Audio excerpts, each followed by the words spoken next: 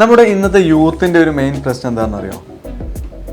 പലപ്പോഴും പലരും വിചാരിക്കുക ഒരു ജോബ് കാര്യങ്ങളൊക്കെ ആയിരിക്കും എന്നാലും അവരുടെ സാലറി അല്ലെങ്കിൽ അവരുടെ റവന്യൂ, അവരുടെ ഫിനാൻസ് എങ്ങനെ മാനേജ് ചെയ്യുന്നു എന്നതുള്ളതാണ് ഇപ്പോൾ വലിയൊരു പ്രശ്നമായിട്ട് ഞാൻ മനസ്സിലാക്കിയത് എനിക്ക് തോന്നുന്നത്. കാരണം നമ്മുടെ ലൈഫിൻ്റെ ഒരു ഫ്യൂവലാണ് ശരിക്കും പറഞ്ഞാൽ നമ്മൾ ഏൺ ചെയ്യുന്ന മണി അല്ലെങ്കിൽ സാലറി. ഇത് കൃത്യമായിട്ട് എങ്ങനെ മാനേജ് ചെയ്യുന്നു അതുപോലെ ഇരിക്കും നമ്മുടെ ലൈഫിൻ്റെ ജേണിയും.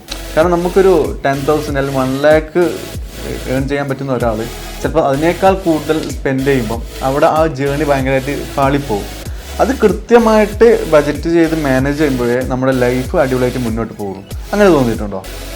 അത് വളരെ ഇമ്പോർട്ടൻ്റ് ആണ്. കാരണം വളരെ ഫേമസ് ആയിട്ടൊരു ബുക്കുണ്ട്, rich dad poor dad. Still എനിക്ക് തോന്നുന്നു ഒരു ബെസ്റ്റ് സെല്ലറാണ്. ഫിനാൻഷ്യൽ ലിറ്ററസി ടേംസിലാണെങ്കിലും പേരൻറ്റിങ്, ഇൻവെസ്റ്റിംഗ് എല്ലാ ടേംസിലും ഒരു നമ്പർ 1 ബെസ്റ്റ് സെല്ലറായിട്ടുള്ള ബുക്സാണ്. അതിന് ഫസ്റ്റ് ചാപ്റ്റർ പറയുന്നൊരു കാര്യമുണ്ട്, if you are trying to make money you will become poor എന്നാണ്.